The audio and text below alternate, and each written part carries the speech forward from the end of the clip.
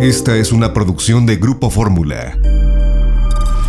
Vamos a Cancún, allá está Humberto Padget y está el señor Florian Tudor, acusado, señalado de ser jefe de una mafia. Él es rumano, de una mafia de rumanos que opera especialmente en esa zona de Quintana Roo. De Quintana Roo, Ciro, y un tribunal en Bucarest, de acuerdo con lo que se informó recientemente, y la televisora Observator allá en Rumanía, pues un tribunal aceptó la solicitud de arresto preventivo emitida por la Dirección de Investigación del Crimen Organizado, Terrorismo, en contra del señor Tudor, y lo acusan de 3 cosas: intento de asesinato, esto en Rumanía, chantaje y constitución de una red de delincuencia organizada. Por lo pronto. Humberto, buenos días allá en Cancún. Buenos días al señor Tudor. Ciro, buenos días. Manuel, buenos días. Sí, efectivamente, vine a Cancún para hablar con Florian Tudor, quien es acusado en México y en Rumania de supuestamente liderar una banda del crimen organizado relacionada con lavado de dinero, clonación de tarjetas. Se le ha pretendido imputar un asesinato. El asunto, si bien data de hace unos 3 años, adquiere relevancia en este momento luego de que hace unas semanas escuchamos al presidente de México, Andrés Manuel López Obrador, pedir en la mañanera, en la conferencia que da todos los días, a su secretaria de Seguridad Pública Federal, a Rosa Isela Rodríguez, que recibiera a Tudor. Entonces el evento, el caso Tudor, adquiere una relevancia, sí, que tiene que ver con la justicia, pero también en los hechos políticos. Y lo primero que te quiero preguntar, gracias por recibirnos, Florian, es, tú eres Florian Tudor, alias El Tiburón, líder de una banda del crimen organizado, líder de la mafia rumana. Antes de todo, quiero agradecerle mi invitación y por darme chance de explicar lo que ha pasado. No soy líder de ninguna mafia.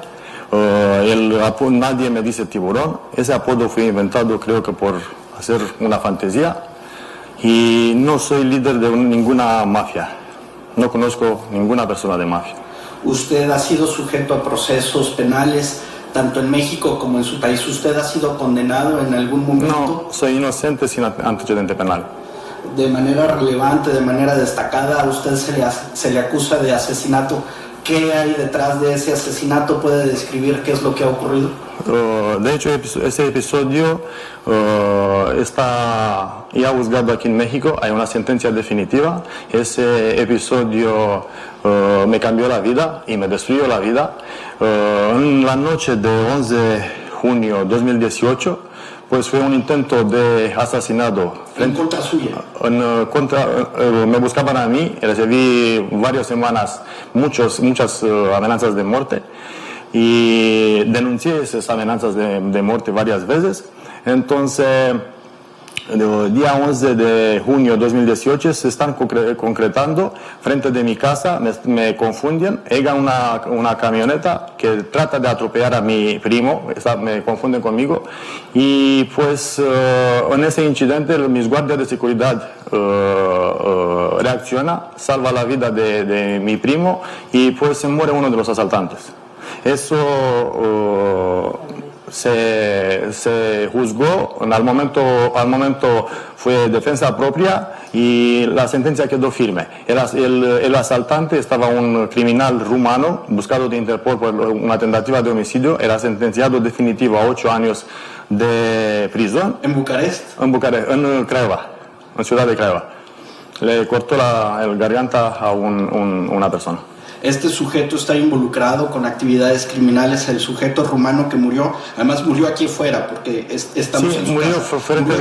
Murió frente de mi casa, y hay 4 videos, hay como 30 testigos que estaban en esa noche, y hay una sentencia de un juez de Cancún. ¿Quién era esta persona? Esa persona es Marco Constantin Sorinel, un fugitivo, homicidio, buscado por Interpol de autoridades rumanas. ¿Ese hombre fue detenido? Ese hombre murió en intento de asesinato. Uno de los socios, del hombre con el que venía la persona que pierde la vida, ¿Uno de los acompañantes fue detenido? Sí, sí, fue detenido unos meses más tarde en el aeropuerto de Ciudad de México. Después de ese incidente, se abre una carpeta de investigación y se dicta 3 órdenes de aprehensión. Uno por hermano del muerto, de Marco Constantin, se llama Marco Aurelian. Otro por el que estaba con el muerto, un intento de asesinato, se llama Piculazzo. Y otro que se llama Sandrión Laurentiu, que igual hacía parte de la misma banda y fue la persona que me amenazó siempre y amenazó a mis técnicos y a mis empleados y a mis familiares. ¿Está en prisión esa persona? No, esa persona estuvo en prisión, lo arrestaron en diciembre de 2019 en Ciudad de México, lo trajeron en Cancún, estuvo 6 meses en prisión. Se le pidieron 12 años para intento de asesinato en etapa intermedia y en ese momento él pidió un criterio de oportunidad prometió que va a testificar todo frente de abogados y frente del fiscal, prometió que va a testificar quién hizo todo ese intento y quién está atrás de toda esa historia de difamaciones y de denigraciones. Y inició a hablar en una audiencia frente del juez de control, habló 2 minutos, un tiempo en cual él puso a algunas personas que fabricaron todo eso, entre cuales su delegada Berta de Fegere y Marco Aurelian, y en ese momento le cortaron el micrófono, no lo dejaron terminar de declarar. Todo eso lo puedo sostener con el video de la audiencia respectiva. Él estaba incriminando a funcionarios de la Fiscalía General de la República. Y quería denunciar al señor Alberto Capella por torturarlo en cárcel para declarar en mi contra. Tengo pruebas, fotos y mensajes de esas personas que literal me suplicó que le damos un criterio de oportunidad porque teme por su vida, porque lo torturaron. Entonces fue el momento cuando fue esa audiencia, declaró 2 minutos, le cortaron el micrófono, no lo dejaron declarar y 4 días más tarde lo sacan de prisión preventiva oficiosa a las presiones de Alberto Capella y a las presiones y a los órdenes de Alberto Capella y del gobernador de estado Carlos Joaquín González. Lo saca de prisión preventiva oficiosa. Un caso en cual una semana antes un juez federal le nega un amparo de liberación porque prisión preventiva oficiosa de tentativa de homicidio no se puede liberar. Perdón, pero lo que hace este hombre es entregar una lista de nombres de supuestos lavadores de dinero y usted está acusado de lavado de dinero, señor Tudor. ¿Usted es un lavador de dinero? Este señor me mandó desde cárcel a través de un fiscal de Estado un mensaje desde el 24 de mayo de 2010 en cual me manda una lista de 10 personas, entre el cual el señor Pepe Gómez, que es dueño de un periódico, entre el cual Pepe de la Peña, que es un presidente de Verde, era presidente de Verde, entre el cual un secretario de Seguridad Pública, el papá del secretario de Seguridad Pública, que es fallecido de algunos años, y me pasa toda esa lista como 10 personas. Hace un mes o 2 meses aparecieron toda esa lista en la de personas bloqueadas, lista UIF, Operación Caribe. De la Unidad de Inteligencia Financiera Federal. Así es. Esa lista fue entregada. ¿Es la misma lista? Algunas personas de esta lista son como no de nombre y lo puedo comprobar. Esa lista existía desde el 24 de mayo de 2010 y puedo comprobarle todos los mensajes que recibí. También hay testigos que pueden confirmar, son 10 de estas personas en la lista UIF que apareció un año después. Entonces eso me hace pensar que la lista UIF fue entregada al señor Santiago Nieto del mismo gobernador y del mismo Alberto Capella y se le pidió que se bloquean esas personas. Ustedes me dicen de un lavado de dinero. Puedo decirle que a mí me fabricaron una carpeta de lavado de dinero en 2018. Después de cateo, el mismo fiscal que me hizo el cateo... ¿Esta casa fue la que catearon? Sí, esta casa fue la que catearon. ¿Aquí es en donde estaban buscando dinero? Así, aquí es. ¿Cuánto dinero supuestamente estaban buscando? Unos 200, 300 millones de USD en efectivo. ¿De dólares? 200. ¿300 millones de Así dólares? es. ¿Aquí hay 300 millones de dólares? No hay, Bueno, Humberto, no hay dinero en efectivo. perdón, está muy interesante. Si le puedes decir al señor Tudor que tenemos que hacer un corte y continuamos escuchándolos. Vamos a tener que hacer un corte comercial. Seguimos hablando y le voy a preguntar cómo se logró meter en el interés del presidente Andrés Manuel López Obrador para que lo enviaran con la Secretaría de Seguridad Pública. De verdad, eso es algo que muchos mexicanos querrían tener. Sí. Bien, regresamos Humberto Padgett, señor Tudor, regresamos en Cancún con esta conversación. Ahora que volvamos de la pausa, 8:20. 24, regresamos a Cancún. Humberto Padgett está entrevistando al señor Florian Tudor, a quien se acusa de ser el jefe de una mafia de rumanos en esa zona del país. Y te quedaste, Humberto, con la pregunta de ¿cómo se dio?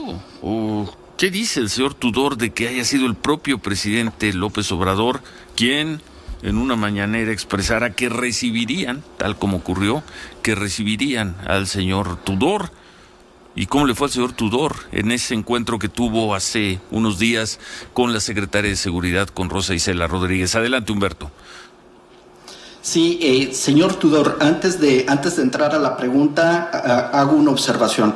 Sin manifestarme sobre su inocencia ni su culpabilidad, el hecho de que el presidente López Obrador se haya pronunciado, haya dicho su nombre, haya manifestado su caso, que lo haya enviado con Rosa Isela, va a impactar de manera invariable el curso jurídico de las cosas.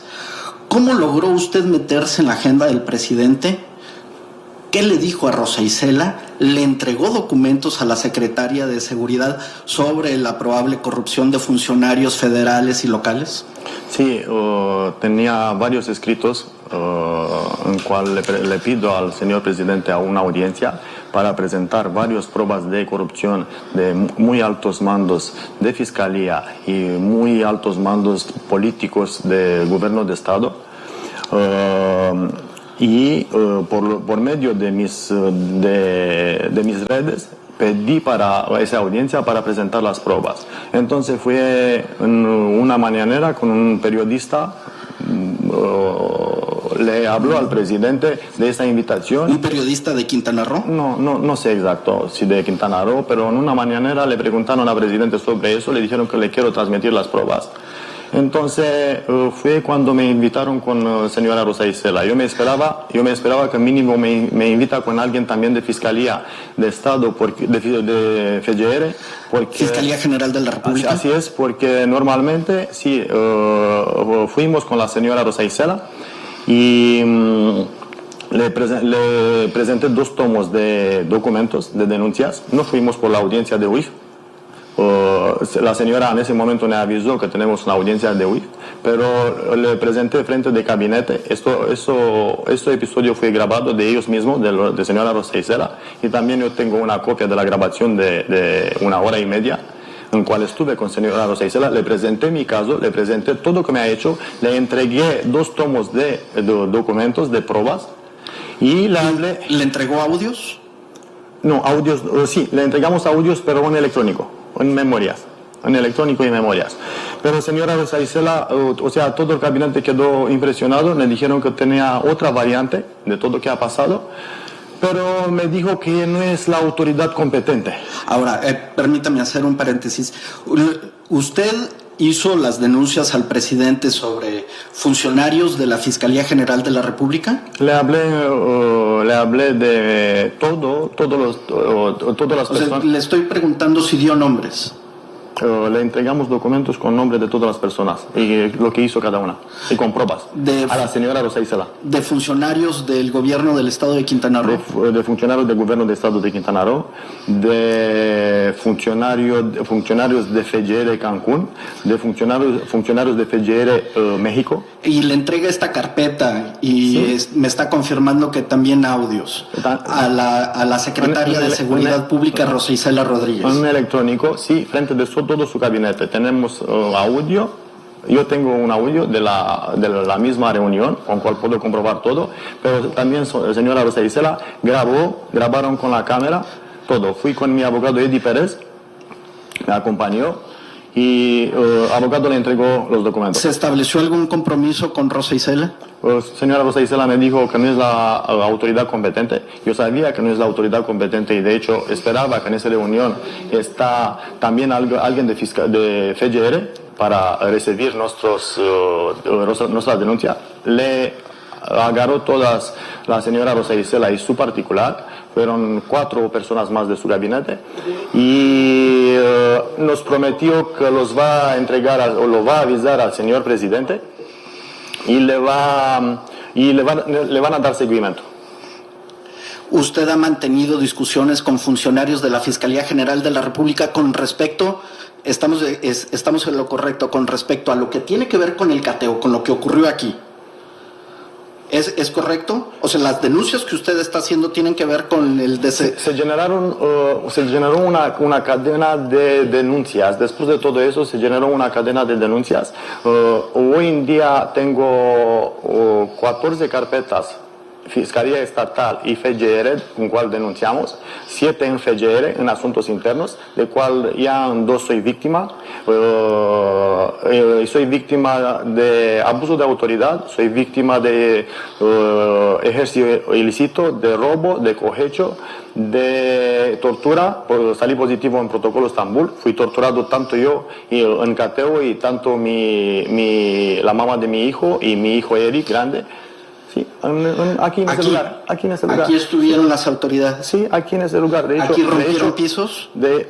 Arriba, sí, no, arriba en el patio rompieron pisos, entraron 55 elementos encapuchados buscando el cuarto de dinero. Entraron con 3 perros de marina, entraron también marinos y entraron con aparatos de ultrasonidos, hasta fue un topógrafo, un arquitecto midiendo muros y buscando el búnker donde está escondido el cuarto de dinero, porque tenían informe que aquí se encuentra todo el dinero de cartel de Bonfil y que yo soy el principal lavador de cartel de Bonfil. De un cártel local. De un cártel local. Que se dedica al narcomenudeo y a la extorsión. Así es. No conozco a nadie de ese cartel. ¿Se llevaron algo de aquí? ¿Se llevaron propiedades? ¿Usted ha denunciado que aquí ocurrió un robo? Sí, ha denunciado. ¿Cuánto le robaron?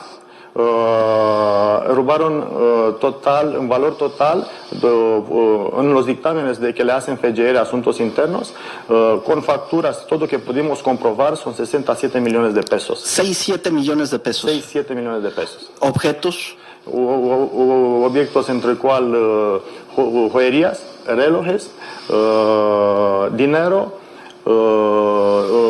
pinturas, estatuas. Se robaron 22 perros. ¿22 perros? 22 perros. ¿Perros? En el rancho tenía una perera. Se robaron 4 caballos. Se robaron 11 maquinarias pesadas. Esto en primera fase lo asegura. Y cuando me lo regresan después de 6 meses de rancho, de los 11 maquinarias pesadas, me regresan solo 3. Entre esas maquinarias pesadas son impactores, bulldozers, excavadores, cribas. Todo se desapareció.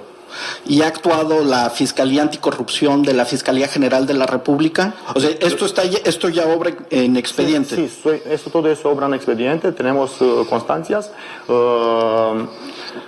Soy víctima ya en Fiscalía de Asuntos Internos y en FGR, Fiscalía de Combate a la Corrupción. Ya se judicializaron los asuntos hace 6 meses.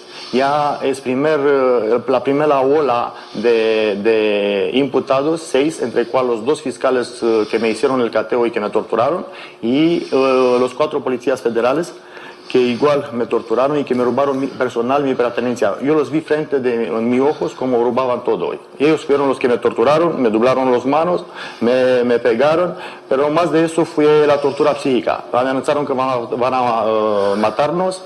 A mi hijo lo apuntaron a los 5 años, lo despertaron a las 5 de la mañana con armas largas, encapuchados, preguntando dónde está el cuarto de dinero de papá. Y si no hablas, le vamos a matar a tu papá y a tu mamá y te vamos a mandar al DIF.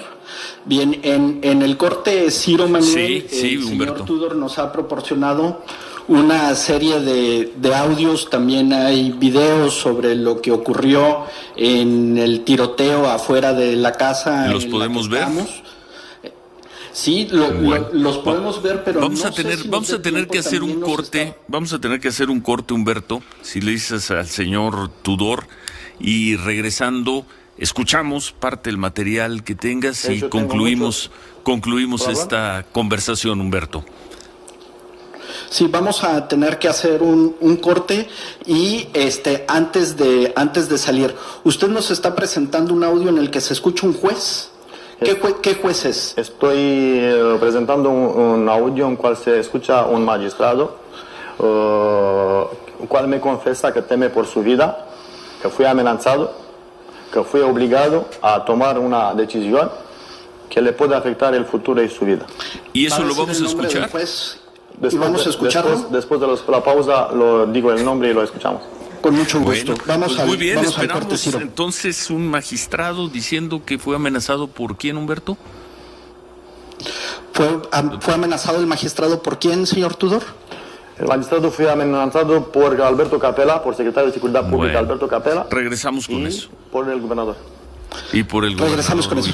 Bueno, hacemos una pausa y terminamos esta conversación de Humberto Padgett allá en Cancún con el señor Florian Tudor. 8:35. 8:39, regresamos a Cancún. Vamos con la parte final de esta conversación en vivo que está sosteniendo Humberto Padgett con el señor Florian Tudor, acusado de ser jefe, así lo llaman, jefe de la mafia rumana en México. Y dijeron que ibas a presentar o que iban a presentar unos audios, Humberto. Sí, Ciro, el señor Tudor denuncia la existencia de un conjunto de funcionarios operando de manera corrupta, y uno de estos que queda en medio de la situación es un juez relacionado con la causa penal que se sigue contra el señor Tudor.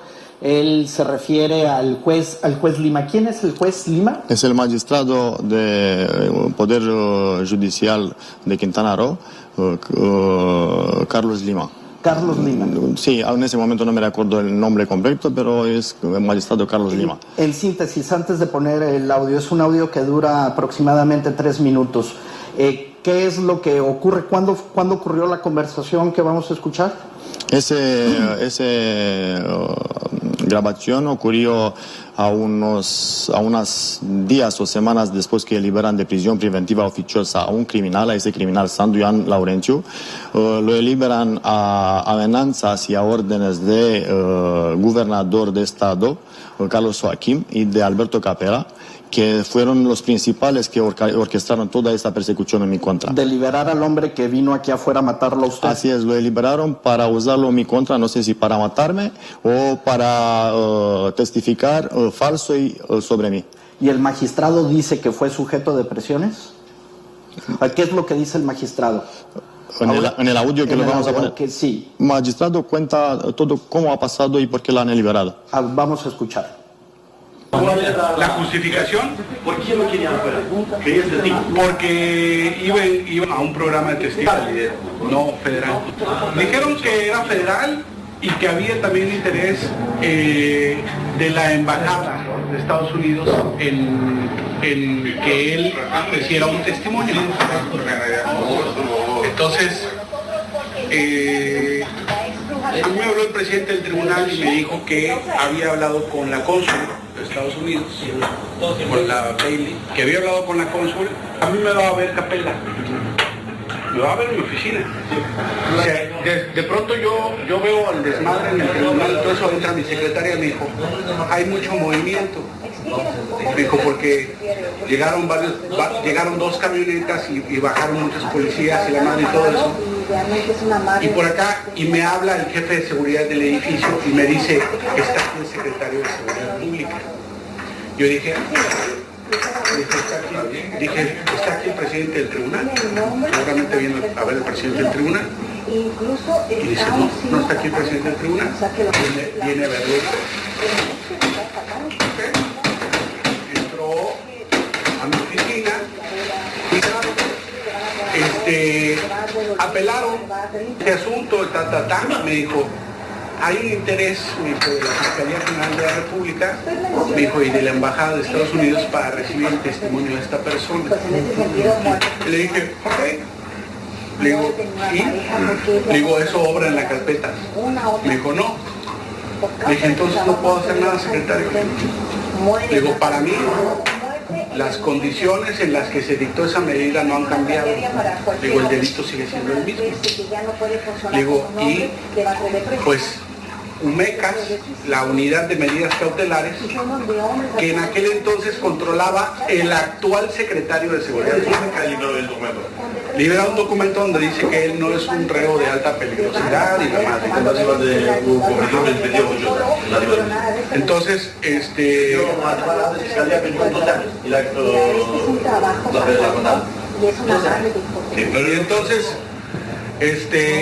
le dije, lo siento, secretario, le digo, no, ese no va a cambiar.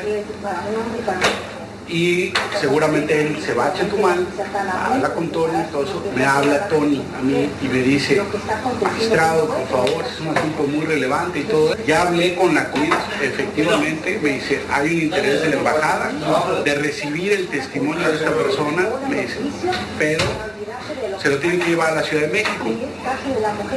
Y le dije, bueno, ¿y por qué no vienen a entrevistarlo acá? Me dijo, no, que no sé qué, me dijo, es una petición expresa del gobierno. Humberto. Sí, señor Tudor, pues junto con lo que revela el audio, pues revela que usted graba, usted tiene la costumbre de grabar. ¿Por qué grabó al magistrado? Porque me han pasado muchas cosas, porque muchas veces han tratado de voltear mis dichos o ponerme en situaciones malas, y por ese motivo estoy grabando todas las conversas, estoy grabando todo lo que hago, para comprobar mi inocencia. De hecho, por lo mismo grabé también la reunión con señora Rosa Isela, y por lo mismo estoy grabando todas las reuniones de FGR donde soy víctima. Esas pruebas le fui a presentar, fui a denunciarlo en asuntos internos en FGR con uno de los directores. Tengo pruebas mucho más graves, tengo muchos audios, tengo muchas pruebas, no hablo nada sin probar, no hablo nada sin comprobar. Entonces, cuando el director general de FGR, no voy a dar el nombre, le presento esas pruebas, se asusta y me dice, Tudor, espérate, no lo puedes denunciar. Déjame 10 días para asegurarte tu protección, y porque está en peligro tu vida. Entonces, quiero pedir unas disculpas al señor magistrado, pero sí está en peligro mi vida y tengo 3 hijos, uno de ellos con paralisia cerebral, tengo 3 bebés de 3, 5 y 8 años que dependen de mí. Y pues yo no voy a permitir poner en riesgo la vida de mis hijos y el futuro de mis hijos. No lo hago por mí, lo hago por ellos. Este hombre, el magistrado, se convierte en los hechos en un potencial testigo. De hecho, el magistrado quiere testificar. Si se le da, teme por su vida, lo ofrecí como testigo protegido. También le pedí a FGR la calidad de testigo protegido, pero hasta el momento, aún si cuando hace 6 meses me acordaron las medidas de protección, FGR mismo, las autoridades competentes, entre cual Guardia Nacional, Policía Federal Ministerial y Secretaría de Seguridad Pública, se negan a cumplir el orden de magistrado, el orden de Fiscalía General de la República. Ayer mismo tuvimos una audiencia en cual el juez le pide a los fiscales dar vista de desacato, y hay una carpeta en asuntos internos de desacato por incumplir la ordenanza ministerial. Oiga, me están mandando un mensaje de WhatsApp diciéndome, Carlos Lima es uno de los aspirantes a presidir el Tribunal Superior de Justicia de Quintana Roo. Eso no lo sé.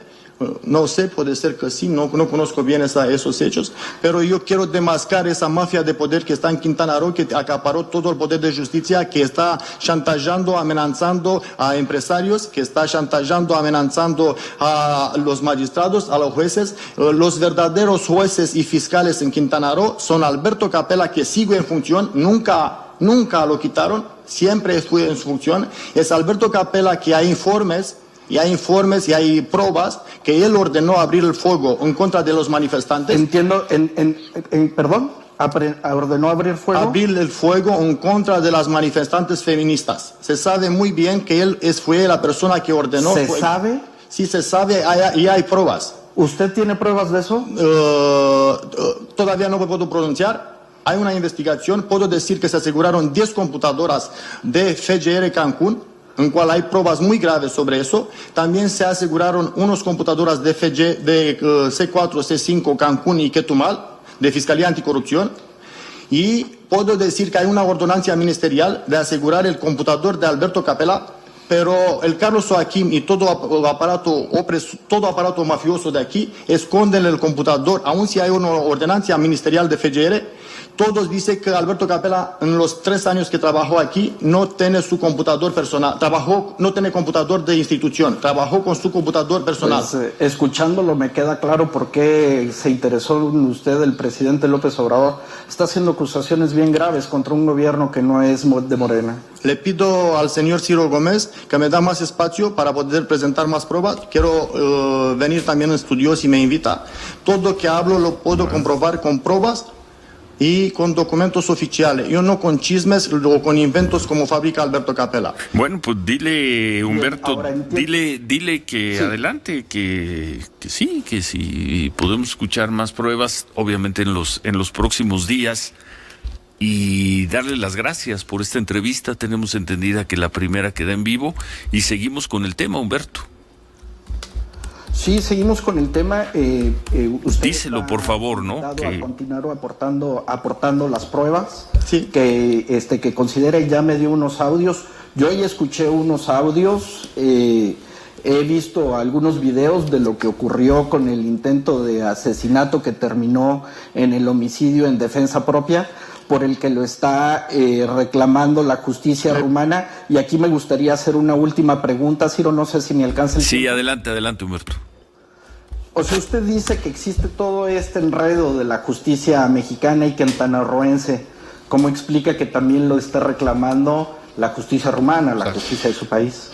Después de los cateos, 13 de mayo, hay una sentencia donde el juez de control federal dicta cateo ilegal, dicta detención ilegal, dicta nulidad de todo que aseguraron. Y en ese momento, viendo mi estado, manda a investigar robo, manda a investigar tortura. Bueno, se forman varias carpetas de investigación.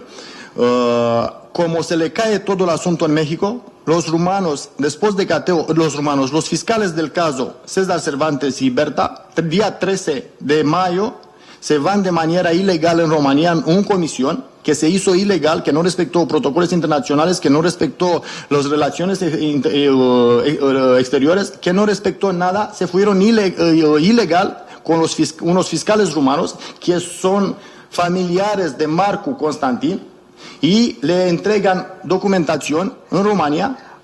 Marco Constantin, el hombre... El que se murió. El que se murió aquí afuera. Su padre, hasta se escucha en la declaración de Santo Iván Laurencio frente de juez, su tío es un general muy conocido en mi país, que tiene mucha influencia. Entonces, se genera todo eso, y como aquí se le cae todo, tratan de inventarme en mi país los mismos delitos. O sea, los rumanos, y aún si yo no voy en mi país de 12 años, los rumanos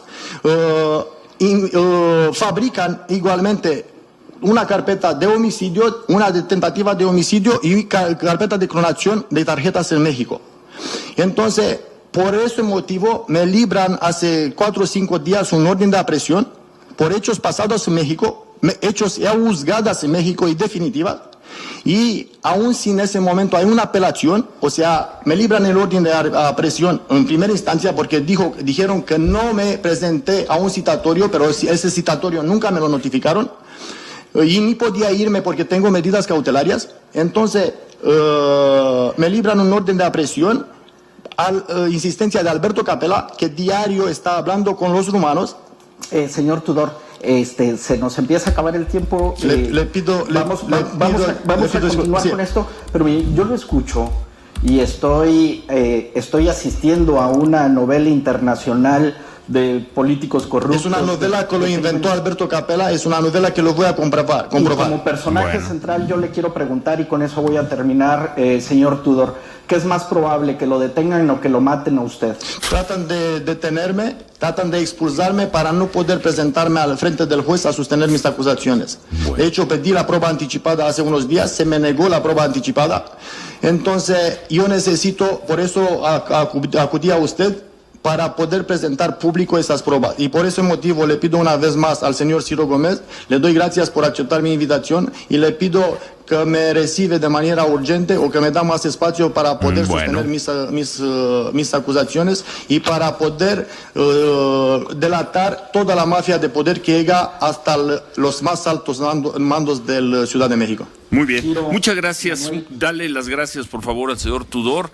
Quedamos en contacto, seguimos en el tema y gracias, Humberto, pues aquí estuvo. No había dado una entrevista en vivo, hay ya una serie de comentarios que estamos recibiendo por parte de autoridades locales, pero seguimos en el tema y dale las gracias, por favor, por habernos dado esta primera entrevista. Gracias, Humberto. Tenemos que ir a corte. Gracias por esta primera entrevista, señor Tudor. Muchas gracias. Gracias. Bueno, Manuel.